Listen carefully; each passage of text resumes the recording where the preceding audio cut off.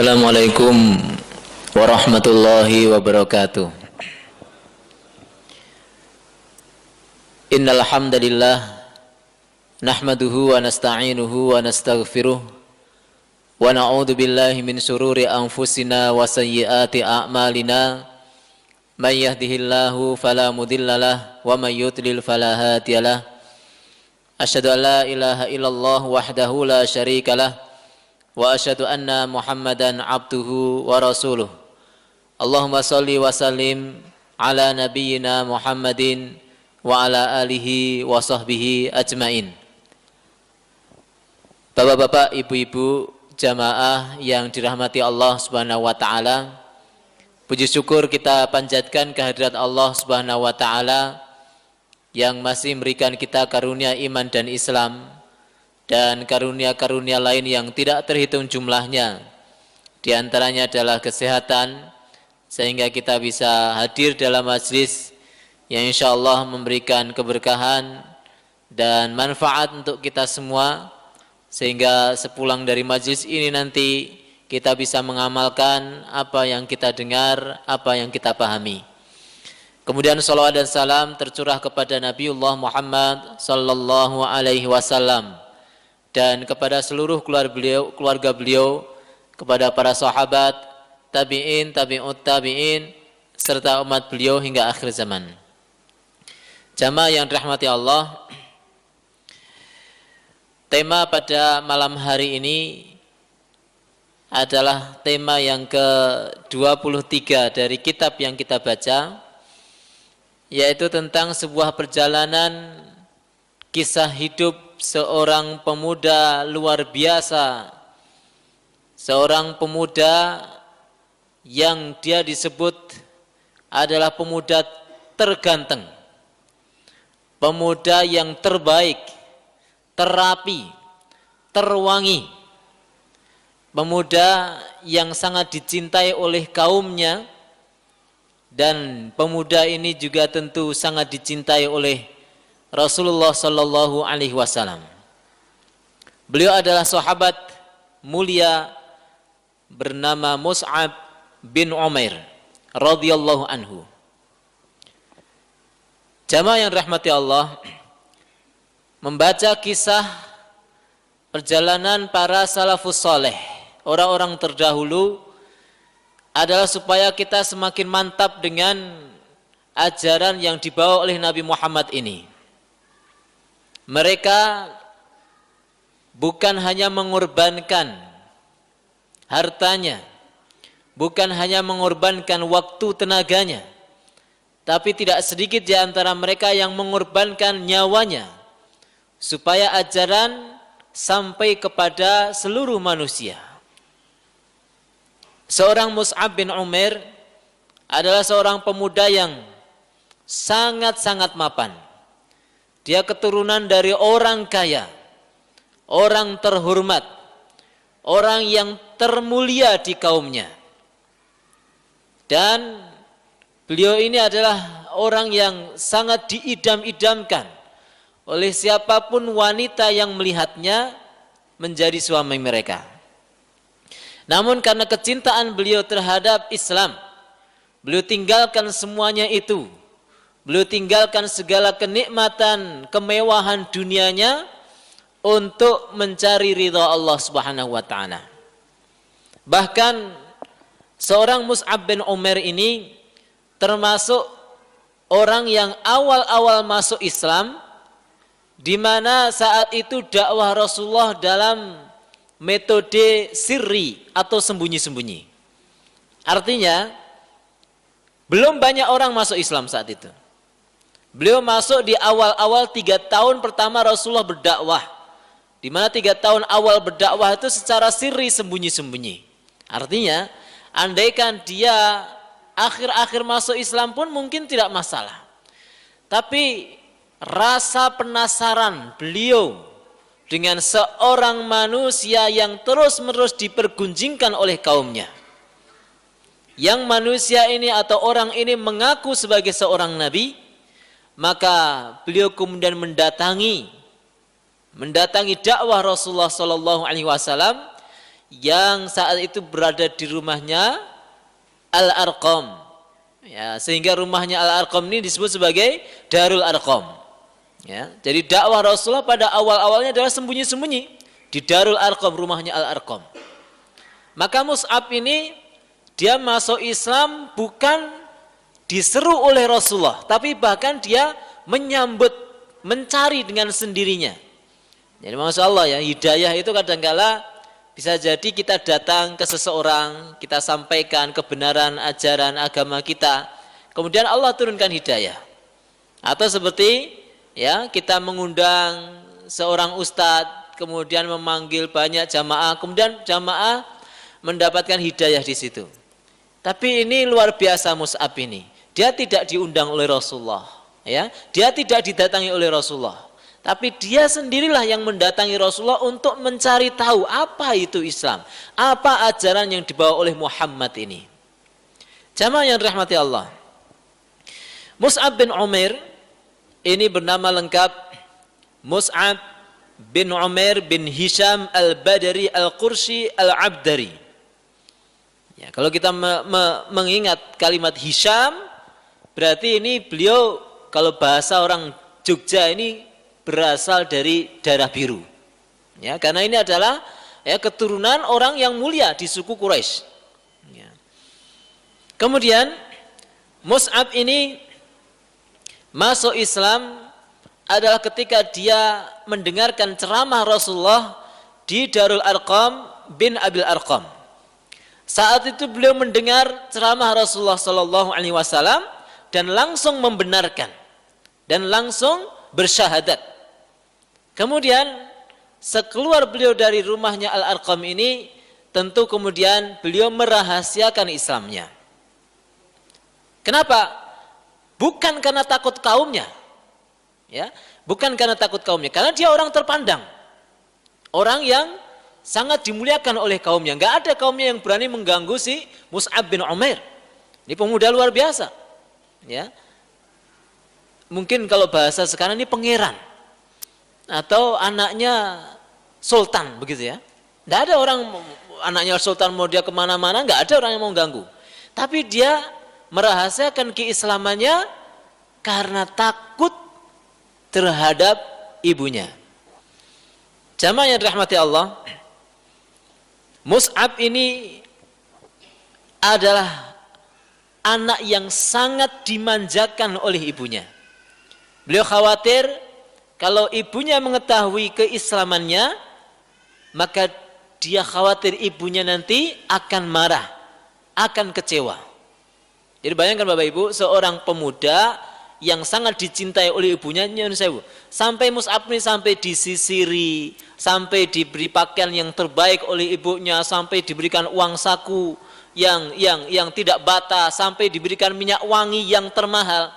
Bapak Ibu, kalau orang Arab, ya, kalau di sini lifestyle-nya orang Indonesia itu mungkin motor yang mahal, HP yang mahal, begitu kan?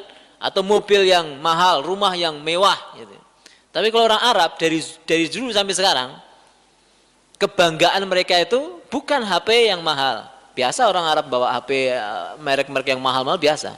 Mobil, jenengan kalau ke sana mobil-mobil mahal dipakai untuk taksi di sana. Ya, mobil Camry yang di sini hanya miliknya para anggota DPR begitu ya. Itu di sana dipakai untuk taksi. Ya. Biasa taksi di jalan kita naik Camry biasa. Karena apa? Bukan kemewahan menurut mereka itu. Tapi kemewahan menurut mereka dari dulu sampai sekarang adalah minyak wangi.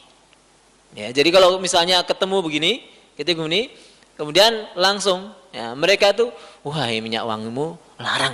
Ya, jadi sudah langsung paham itu. Kalau kita ini ya itu kalau nganggu, kalau ora gitu ya. Jadi nggak begitu penting minyak wangi kalau di Indonesia itu. Kalau di sana malu seseorang itu datang ke rumah saudaranya kok nggak pakai minyak wangi yang enak, minyak wangi yang mahal. Sehingga di sana itu kebiasaan orang Arab itu mereka selalu membakar apa yang disebut sebagai kalau di sini kayu gaharu gitu ya. Masuk hotel-hotel bintang 5, masuk begitu mesti di depannya itu ada dupa. Nah ini tapi maksudnya bukan untuk ya kesyirikan, tapi memang itu budaya orang Arab dari dulu sampai sekarang. Dan isinya adalah kayu gaharu. Yang anehnya, uniknya, kayu gaharu itu berasal dari Indonesia, ya, tapi dipakai oleh orang Arab. Jenengan kalau dikasih kayu gaharu sekarang, ya kan, dikasih kayu, mungkin nggak ngerti, ini kayu apa mas, nggak ngerti. Kalau di Arab, tahu mereka ini barang mahal, ya, harganya puluhan juta mahal. Ya. Maka jamaah yang dirahmati Allah, sampai-sampai para sahabat atau orang-orang Quraisy, ya, zaman itu, ketika Mus'ab itu lewat di suatu tempat, lewat. Ya. Kemudian dia sudah pergi, maka orang-orang itu sudah mereka mungkin tidak melihat Mus'ab, tapi mereka langsung tahu Mus'ab baru aja lewat di sini. Mus'ab bin Umair baru aja lewat tempat ini. Dari apa? Dari minyak wanginya yang mahal. Ya. Jadi kalau jenengan lewat suatu tempat, kemudian ada yang mengenali jenengan, oh masya Allah itu. Jangan-jangan memang minyak wangi jenengan yang mahal itu. Nah ini. Ya memang demikian seharusnya umat Islam itu, makanya ya salah satu dari sunnah ini ya, ini budaya Arab tapi kemudian dijadikan sunnah oleh Rasulullah SAW adalah minyak wangi. Minyak wangi itu sunnah bagi wanita di rumahnya, dan minyak wangi itu sunnah bagi laki-laki di rumahnya dan juga di luar rumah. Ya. Ojo nganggo lengo PPO terus pak, gitu. Ya. Jadi ya kadang kala beberapa ya laki-laki ini yang sewu ya malas macak, padahal itu sunnah pak. Ya. Jenengan datang dari tempat kerja sampai rumah, jangan beri bau keringat kepada istri panjenengan. Pakai minyak wangi dulu, semprot. Raketan yang murah-murah lah, latihan dulu. Nanti kalau jenengan sudah latihan, oh ini baru ada rasa itu pak. Makanya Ibnu Qayyim mengatakan ya. Ini minyak wangi itu seperti khamr, seperti apa ya kalau dibilang itu seperti candu di dalam jiwa seseorang. Dan minyak wangi itu akan menimbulkan kebahagiaan tersendiri dalam hati seseorang. Pun, niku insya Allah, jangan kalau sering pakai minyak wangi nanti akan hadir kebahagiaan sendiri. Insya Allah demikian. Sendiri itu rasanya nyaman dengan minyak wangi yang jenengan pakai. Baik, kemudian jamaah yang dirahmati Allah, jadi ini Mus'ab bin Umair terkenal dengan minyak wanginya yang mahal yang selalu beliau pakai. Kemudian disebutkan beliau merahasiakan keislamannya. Namun kemudian karena mata-mata orang kafir itu begitu banyaknya, maka akhirnya keislaman Mus'ab bin Umair ini diketahui oleh seorang kafir, ya. Kemudian dia tidak mengganggu Mus'ab, tapi dia kemudian ya seperti yang dikhawatirkan oleh Mus'ab, yaitu melaporkan keislaman Mus'ab kepada ibunya. Inilah kenapa Bapak Ibu rahimakumullah, Allah sampai berfirman, "Waddu law takfuruna kama kafaru fatakununa sawa." Mereka orang-orang kafir itu ya, jika kalian kufur maka sebagaimana mereka kufur. Dan kalian itu ya, mereka berharap kalian kufur ya, orang-orang kafir itu mereka berharap kalian kufur sebagaimana kufurnya mereka, dan supaya kalian itu sama dengan mereka. Orang-orang pengusung kemaksiatan, pengusung kekufuran itu mereka tidak puas kekufuran kemaksiatan dinikmati oleh mereka sendiri. Ini Al-Quran yang mengatakan. Jadi mereka itu sangat berharap kemaksiatan yang mereka lakukan dilakukan juga oleh orang lain. Kekufuran yang mereka yakini diyakini juga oleh orang lain. Coba, ya, orang-orang yang senang berbuat ya, jahat, mereka selalu mengajak orang lain. Orang-orang pecandu narkoba nggak mau mereka tuh merusak dirinya sendiri, pengen merusak orang-orang lain juga. Sebagaimana apa yang dilakukan oleh orang-orang kafir di zaman Rasulullah Shallallahu Alaihi Wasallam. Maka tentu ibunya Mus'ab ini, ya, beliau kemudian marah sekali. Ya. Beliau sangat marah sekali. Dan disebutkan kemudian ibunya Mus'ab kemudian memanggil Mus'ab, ya, dan kemudian mengurungnya supaya dia meninggalkan agamanya.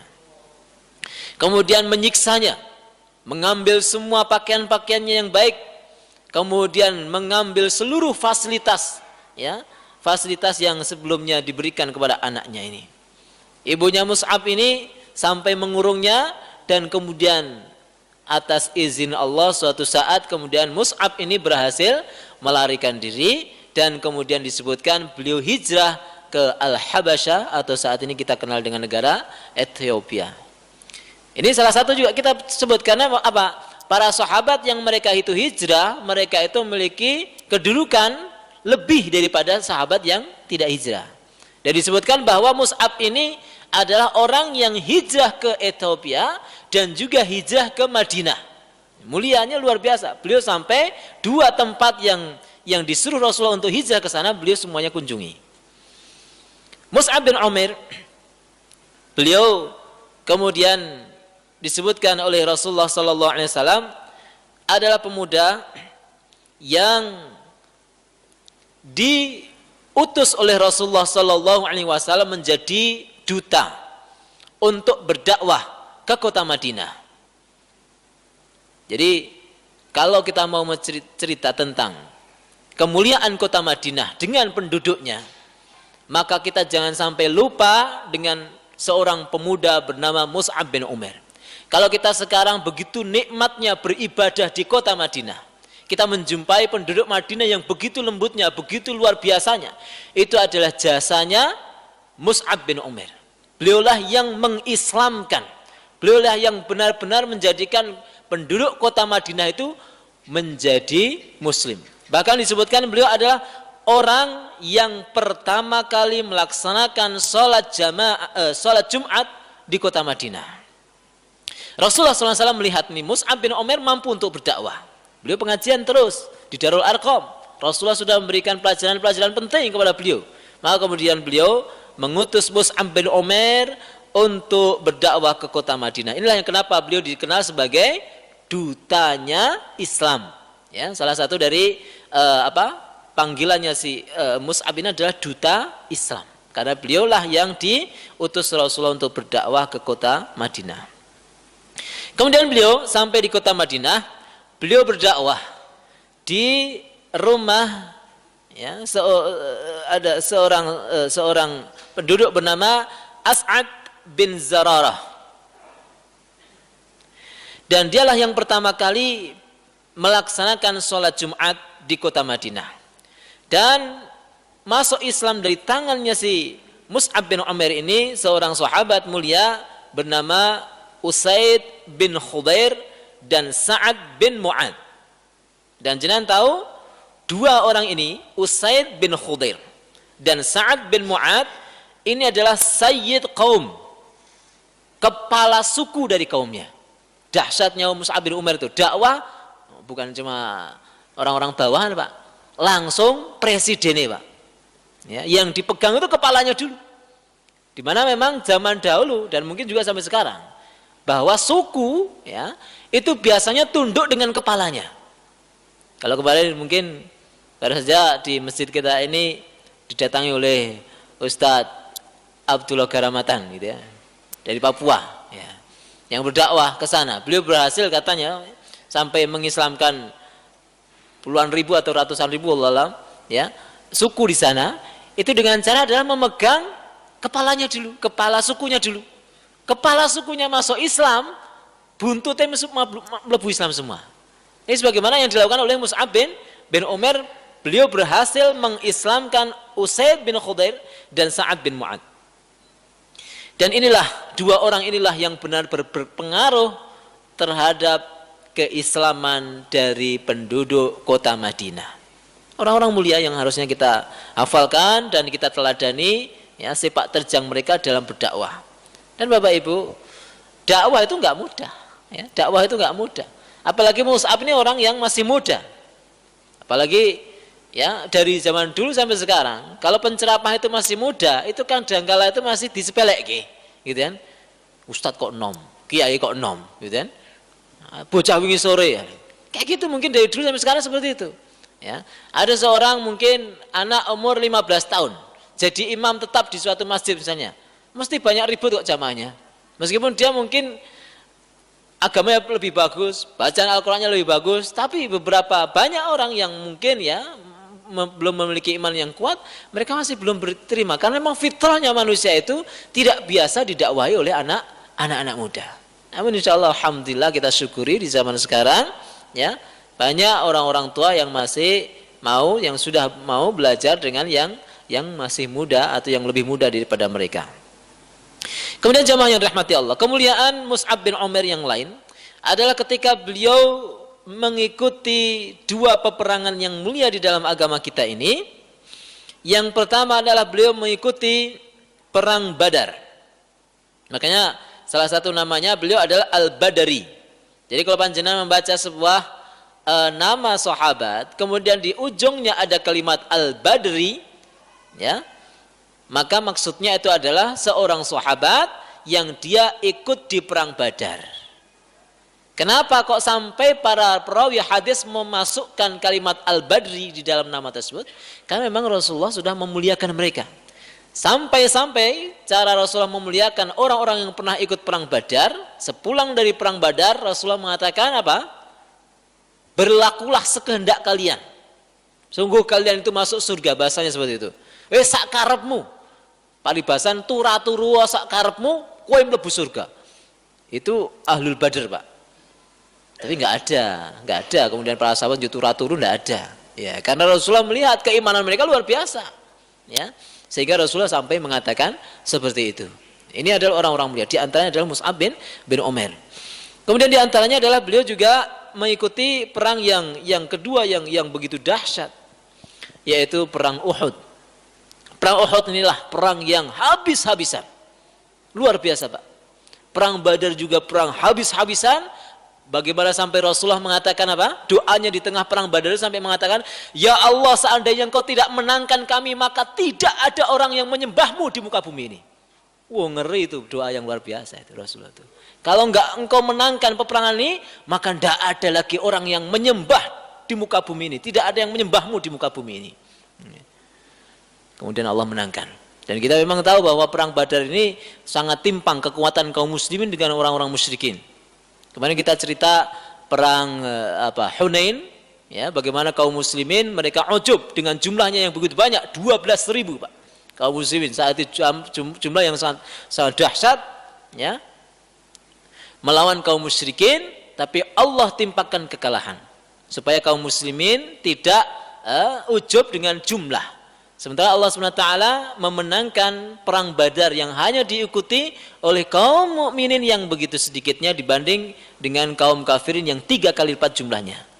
Di dalam perang Uhud juga demikian. Rasulullah sampai dikabarkan meninggal dunia. Ini hoax yang paling dahsyat zaman itu. Hoax itu dari dulu, bukan hanya zaman sekarang aja. Ketika sedang perang berkecamuk, kaum muslimin pada awalnya menguasai medan peperangan. Ya. Kaum muslimin mereka kemudian sedang berebut mencari harta ghanimah. Dan ada beberapa para sahabat, 60 sahabat yang sudah dipasrai Rasulullah untuk tetap tinggal di sebuah bukit yang kita kenal saat ini dengan nama Bukit Rumah, atau nama aslinya adalah Bukit Ainain. Di atas bukit itu Rasulullah, "Hei para pemanah, jangan turun. Apapun keadaan kami, jangan turun. Kalian di situ saja." Para pemanah ini dipimpin oleh seorang sahabat namanya Abdullah bin Zubair. Tetap tinggal di situ. Tapi kemudian ketika mereka melihat kawan-kawannya sedang berebut harta ghanimah, harta rampasan perang, maka mereka, sebagian besar mereka kemudian turun. Khalid bin Walid yang saat itu masih dalam keadaan dalam kekafirannya, dia kemudian melihat, ya, peluang ini, kemudian beliau mutar bukit, kemudian menguasai bukit, kemudian menghajar kaum muslimin dari atas bukit, memanai semua, habis cerai kaum muslimin. Yang awalnya hampir saja kaum muslimin menangkan pertempuran, akhirnya kemudian berbalik luar biasa. Dan Bapak Ibu yang rahmati Allah, yang jasa yang sangat besar yang dilakukan oleh Mus'ab bin Umair dan juga beberapa sahabat yang lain adalah mereka membentengi Rasulullah SAW dengan tubuh mereka. Jadi setiap kali ada anak panah yang meluncur ke arah Nabi Muhammad SAW, maka para sahabat mereka kemudian berani menahan dengan badannya langsung. Karena saat itu sudah habis-habisan, alat-alat perang sudah berserakan kemana-mana, nggak ada cara lain untuk mempertahankan Rasulullah SAW. Disebutkan Mus'ab bin Umair, beliau adalah orang yang dipasrahi liwa, panji. Ya, ini bukan sahabat yang biasa. Rasulullah itu menyerahkan panji atau liwa itu kepada para sahabat yang mereka dipandang Rasulullah orang yang kuat, orang yang hebat. Jadi selama liwa ini, selama panji ini masih tegak, maka ini kaum muslimin atau barisan kaum muslim merasa kita ini masih kuat. Jadi jangan sampai panji ini atau bendera ini jangan sampai jatuh, apalagi sampai direbut oleh orang-orang musyrikin. Makanya Bapak Ibu kalau kita lihat mungkin film-film perjuangan para pahlawan kita di negara kita ini, juga di antara cara mereka menjatuhkan mental musuh adalah dengan apa? Menjatuhkan bendera mereka. Ya kan? Ya, di film-film kita hanya lihat aja di film-film seperti itu kan. Jadi Belanda ada mereka pasang di mana itu ya, di keraton di mana langsung dijatuhkan. Demikian juga caranya memang seperti itu, peperangan seperti itu. Gimana caranya menjatuhkan bendera? Bendera dipasang setinggi mungkin dijatuhkan. Nah, ini yang memegang bendera, bayangkan. Kalau bangunan mungkin begitu susahnya dijangkau. Ini yang memegang adalah manusia. Dan saat itu yang dipasrai adalah Mus'ab bin Umair. Mus'ab bin Umair ini ketika beliau memegang liwa Rayatul Muslimin, ya, yaitu benderanya kaum muslimin, ya, beliau memegang dengan tangan kanannya. Kemudian didatangi oleh seorang musyrikin bernama Ibnu Qami'ah. Ya, Ibnu Qami'ah. Ibnu Qami'ah ini menyangka Mus'ab bin Umair ini adalah Rasulullah Sallallahu Alaihi Wasallam. Kenapa? Karena pertama memang Mus'ab ini orang yang sangat ganteng. Mus'ab ini orang yang sangat terpandang, kelihatan rambutnya lurus, rambutnya rapi, sebagaimana itu yang ada pada diri Rasulullah SAW. Dalam sebuah hadis disebutkan bahwa setengah kegantengan penduduk bumi ini ada pada Nabi Yusuf alaihissalam, dan seluruh kegantengan penduduk bumi ini ada pada Muhammad Rasulullah SAW. Muhammad itu bukan anak ingusan, Pak. Ya, dari kecil dia itu luar biasa, Pak. Dari kecil disebutkan dalam hadis yang sahih, dia bangun ketika anak-anaknya Abu Talib dalam keadaan lusuh, mungkin umbelan, mungkin kotor. Rasulullah itu bangun dalam keadaan sudah rapi. Dari kecil dijaga oleh Allah Subhanahu wa taala. Ini memang disiapkan oleh Allah Subhanahu wa taala. Bagaimana beliau disusui oleh siapa namanya? Ya, Halimah bintu Sa'diyah, bukan uminya. Kenapa? Karena di akhir nanti Halimah As-Sa'diyah akan masuk Islam. Yang menyusui beliau siapa? Halimah, wanita muslimah. Beliau kemudian sepulang dari ziarah makam bapaknya, ya, beliau kemudian ibunya, ya, setelah ziarah kan ibunya kemudian meninggal dunia. Beliau kemudian diantar oleh budaknya yang bernama Ummu Aiman. Ya, Rasulullah diasuh oleh seorang wanita bernama Ummu Aiman, dan pada akhirnya dia masuk Islam. Dijaga dari kecil, Pak. Dari kecil dijaga. Beliau itu sekitarnya adalah orang-orang yang hebat yang pada akhirnya kemudian semuanya masuk Islam. Ketika tinggal di rumahnya Abu Talib, ya, beliau itu diasuh sedemikian rupa oleh siapa? Istrinya Abu Talib yang pada akhirnya juga masuk Islam, yang disebut sebagai Ummu Asad. Makanya Rasulullah itu memuliakan tiga wanita ini, karena beliau memang dari kecil dimuliakan, dijaga oleh mereka, tentu atas izin dari Allah Subhanahu wa taala. Hikmahnya kenapa Rasulullah itu ditinggal sebentar, meninggal oleh ibunya, kemudian kakeknya dan seterusnya, itu supaya manusia tidak ada yang menuduh bahwa Muhammad itu dirawat oleh orang-orang yang mereka tidak bersyahadat. Tapi Muhammad dari kecil dirawat, dijaga oleh Allah Subhanahu wa taala. Maka Rasulullah itu orang yang sangat ganteng, orang yang sangat rapi, orang yang sangat terpandang, wajahnya seperti bulan yang bercahaya. Ya, setiap kali orang menandang, ada kan, ingat itu sebuah hadis, ada ketika Rasulullah sedang tidur, ya, sedang tidur, ada seorang musuh, ya, seorang kafir datang mau membunuh Rasulullah, tinggal berdua itu. Rasulullah, Muhammad tinggal berdua orang kafir ini. Kemudian dia mengatakan, siapa yang bisa menghalangimu Muhammad dari aku? Apa kata Rasulullah? Allah. Hanya mengatakan Allah. Jatuh pedang itu, Pak. Jatuh, Pak. Urung gelut wis kalah, Pak. Urung gelut wis kalah. Karena apa? Memang wibawa Rasulullah luar biasa. Ada seorang ahli gulat, orang Yahudi, ahli gulat Pak, di Madinah, nantang gelut Muhammad, ditantang gelut Nabi Muhammad. Muhammad, kalau kamu bisa mengalahkan saya masuk Islam. Oh. Jadi Rasulullah itu bukan hanya ganteng, bukan hanya bukan hanya rapi, ning yo gagah prakoso Pak, kaya Gatot Kaca gitu. Gagah prakoso Pak, luar biasa, nggak ada yang nandingi Rasulullah, ya, dibanting langsung jatuh, ya, lagi mau gelut lagi banting lagu jatuh lagi dan masuk Islam Pak. Luar biasa Rasulullah. Dan bukan seperti panglima perang ketika mereka perang itu kemudian mereka di belakang monitor gitu ya, di dalam bangunan. Rasulullah kalau perang maju paling depan. Dahsyatnya Rasulullah. Wah, itu kalau cerita Rasulullah enggak ada sisi negatifnya dari Rasulullah SAW. Sempurna, begitu sempurnanya. Dan Mus'ab bin Umair ini adalah seorang pemuda yang luar biasa, sangat bersih. Sehingga Ibnu Qami'ah ini menyangka bahwa Mus'ab bin Umair ini adalah Muhammad.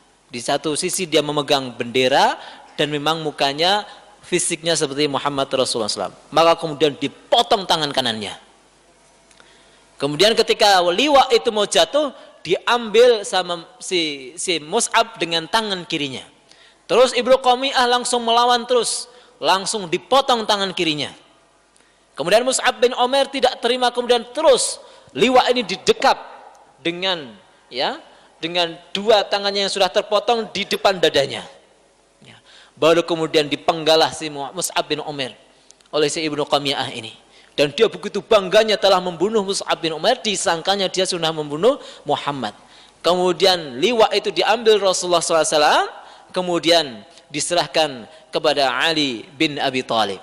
Saat berperang dengan Ibnu Qami'ah, maka Mus'ab bin Umair ini membaca terus-menerus kalam Allah Subhanahu wa taala dengan firman-Nya, "Wa ma Muhammadun illa rasul qad khalat min qablihi ar-rusul afa in mata aw qutila qalabtum ala aqabikum wa man yanqalib ala aqibaihi falan yadurrallaha syai'a wa sayajzillahu syakirin."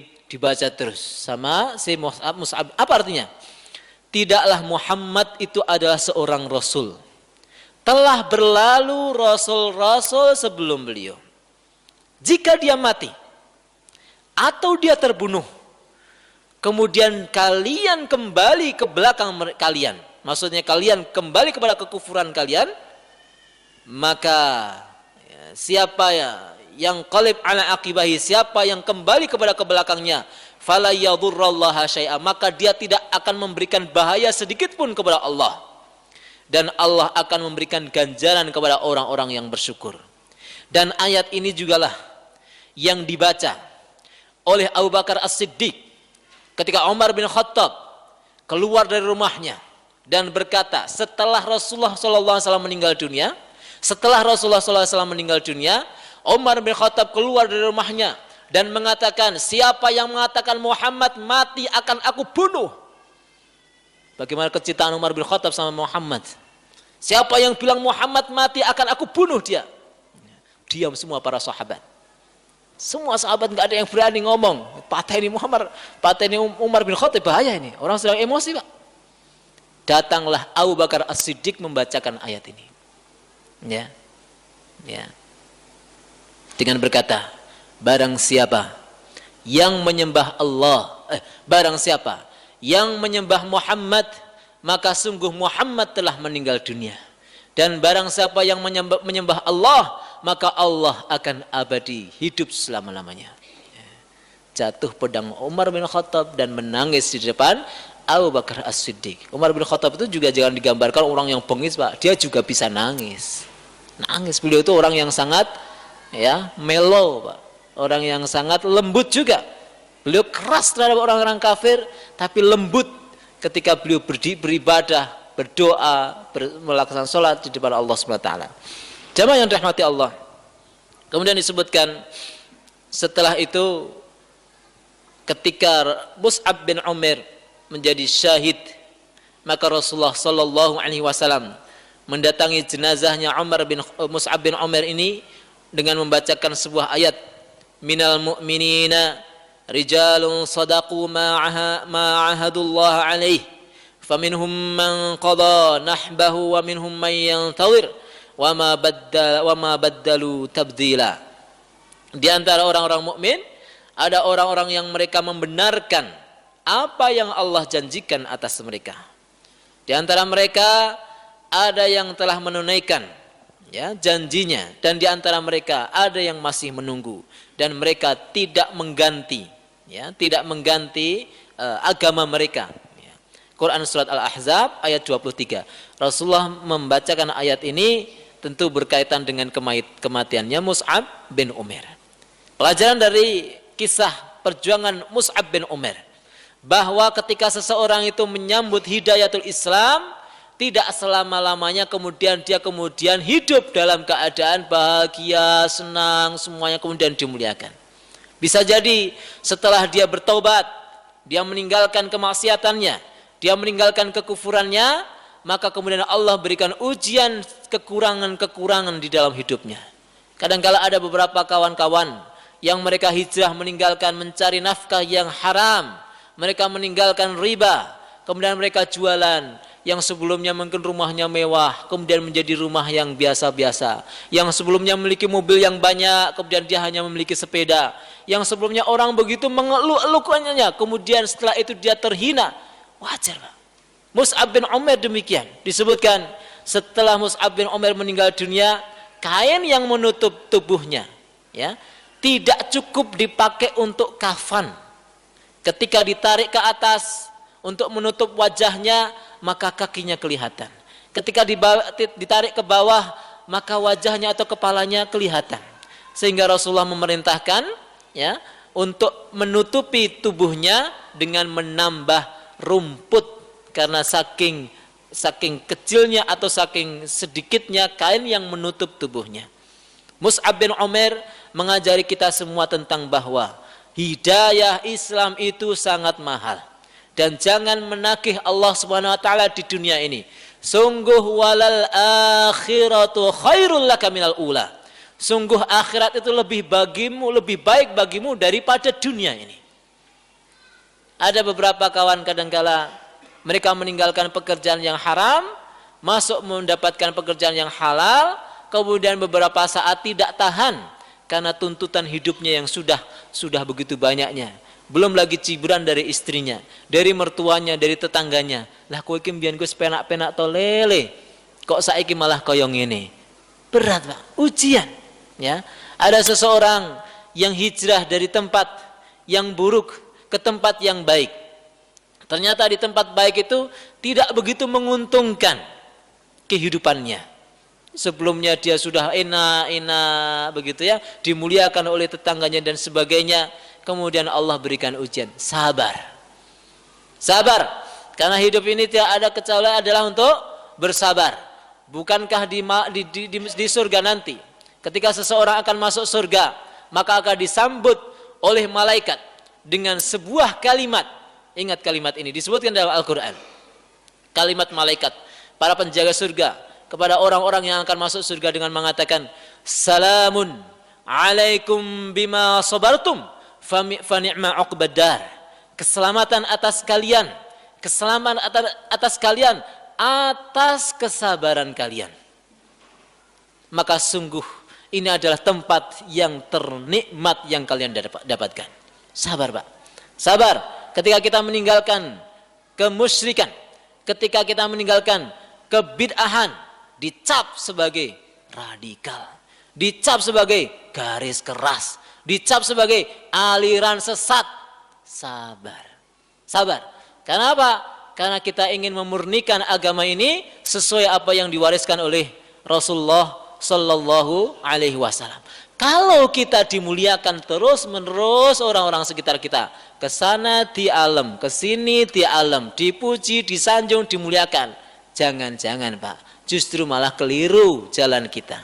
Orang mukmin itu penuh dengan halangan, rintangan, dan penuh dengan kesabaran. Ya, lu awak penak ya. Harus benar-benar kita muhasabah. Karena kalau orang itu menyampaikan kebenaran, atau bersikap yang benar, pasti banyak lawan yang tidak suka. Ya, karena di dunia ini sira'un bainal haqqi wal batil, pertempuran, pertentangan antara hak dan batil itu sampai akhir zaman. Sira' bainal haqqi wal batil. Enggak mungkin suatu zaman itu hanya ada hak terus, enggak mungkin. Atau batil terus, enggak mungkin. Pasti ada pengusung hak, pengusung batil. Tinggal kita mau memposisikan di mana sesuai apa yang diwariskan, sesuai apa yang disampaikan oleh Rasulullah Shallallahu Alaihi Wasallam, ya, bahwa kita semua harus senantiasa bersabar. Jamaah yang dirahmati Allah. Kemudian pelajaran yang lain, bahwa Allah Subhanahu Wa Taala memuliakan Mus'ab bin Umair dengan bagaimana beliau mendapatkan pahala yang terus menerus sampai saat ini dari keislaman dan akidah benar dari penduduk Madinah Al-Munawwarah. Seorang pemuda yang meninggal masih muda, 40 tahun beliau meninggal dunia. Dan beliau ini, ya, disebutkan adalah orang yang benar-benar paling berjasa atas Islamnya, orang-orang yang terbaik di zaman sekarang. Ya, di zaman Rasul sampai sekarang orang-orang yang terbaik, penduduk yang terbaik adalah mereka yang tinggal di Mekah dan Madinah. Mereka menjaga tauhidnya, mereka menjaga akidahnya. Di sana tidak ada kesyirikan, tidak ada bid'ah, tidak ada penyelewengan, kecuali pasti akan diberantas oleh pemerintah sana. Sehingga ini adalah orang yang begitu besar pahalanya yang dia dapatkan di akhirat nanti. Kemudian jamaah yang dirahmati Allah Subhanahu wa taala. Pelajaran yang ketiga, bahwa kita semua hendaknya menyambut hidayah sebagaimana yang dilakukan oleh Mus'ab bin Umair. Beliau tidak menunggu didatangi oleh Nabi. Beliau tidak menunggu didakwahi oleh Nabi, tapi beliau menyambut panggilan Nabi. Beliau menyambut datang ke rumahnya. Al-ilmu ya'ti wala yu'ta alaih. Ya. Ilmu itu didatangi, Pak. Ya. Ilmu itu didatangi, bukan menunggu kita didatangi oleh ilmu. Kita itu yang seharusnya menyambut. Jangan kadang-kadang ada orang yang mengatakan, "Mas, kok ora gek ndang menang masjid, kok ora gek ngaji?" Anggen iki nyun sewu ketoke dereng angsal hidayah. Ya. Nunggu hidayah datang, Pak. Hidayah itu disambut. Sebagaimana kita cari rezeki, rezeki itu dicari, Pak. Bukan kita menunggu. Ya memang betul kadang-kala ada rezeki yang mendatangi kita, tapi itu jarang-jarang, Pak. Jarang-jarang. Ya bisa aja ada orang duduk di rumah kemudian orang datang ngasih duit 1 juta, bisa juga. Demikian juga ilmu, ada orang yang tidur-tidur di rumah kemudian mendapatkan hidayah Allah, bisa nggak? Bisa. Tapi umumnya namanya ilmu itu didatangi, hidayah itu disambut. Datang ke masjid, cari orang yang baik-baik, belajar ilmu. Masya Allah, sering kita sampaikan di zaman ini kita ini dimuliakan oleh Allah SWT dengan fasilitas yang begitu banyaknya untuk mencari hidayah. Fasilitas berupa masjid yang begitu banyaknya, taklim. Fasilitas kita itu hidup di tempat atau di provinsi yang begitu banyak ustadz. Luar biasa loh, ustadz di Jogja itu luar biasa, begitu banyaknya. Fasilitas kita ini begitu banyak, ya, mendapatkan buku-buku agama. Bahkan di dalam rumah pun kita itu bisa membaca buku-buku agama. Download, nggak usah download, baca artikel-artikel juga begitu mudahnya. Di zaman sekarang, bagaimana zaman dahulu para perawi hadis, mereka mau mendapatkan hadis, mereka harus berjalan puluhan, ratusan, ribuan kilometer untuk mendapatkan hanya satu hadis. Itu pun belum jelas hadisnya sahih ataupun dhaif, mereka sampai berjalan ribuan kilometer. Kita sekarang nggak usah jalan sampai Palestina, nggak usah sampai ke Mekah Madinah, tinggal google.com. Cari di situ hadis, jangan mau cari apa hadis apa, ada semua. Ya. Nah, kalau mau lebih lengkap lagi, tentu jenengan harus belajar bahasa Arab. Alhamdulillah di sini saya dengar di Jamasbah ini ada pelajaran bahasa Arab. Kenapa? Karena di dalam website-website itu yang paling banyak menawarkan kitab-kitab yang baik, kitab-kitab yang lengkap, baik itu kitab-kitab klasik ataupun yang kontemporer, itu rata-rata adalah kitab berbahasa Arab. Dan berbahasa Arab ini kita lebih murni dalam pelajari agama daripada yang terjemahan. Kadang-kadang saya kadang terjemahan itu Ya jangan, makanya kita kalau pengajian itu pasti memakai kitab yang berbahasa Arab. Kadang kala setelah seperti ini karena saya datang Ustaz, beli kitabnya di mana? Lah ini nyun sewu Pak, ini kitabnya berbahasa Arab. Oh nggih mboten sios mawon gitu. Lah ini ya kita terangkan sedikit-sedikit aja. Demikian Bapak Ibu, semoga kita bisa meneladani apa yang dilakukan oleh sahabat mulia Mus'ab bin Umair yang saat ini kalau panjenengan datang ke Madinah, kuburan beliau di makam syuhada Uhud ya bersama dengan sahabat yang mulia Hamzah bin Abdul Muttalib dan 70 sahabat yang dikuburkan di situ. Ziarahlah ke sana, tengoklah mereka dan kita bisa mendoakan mereka dan semoga Allah mempertemukan kita di akhirat nanti di dalam surganya. Amin ya rabbal alamin. Wa sallallahu ala nabiyyina Muhammadin wa ala alihi wa sahabatihi wa man tabi'ahum bi ihsanin ila yaumiddin. Assalamualaikum warahmatullahi wabarakatuh.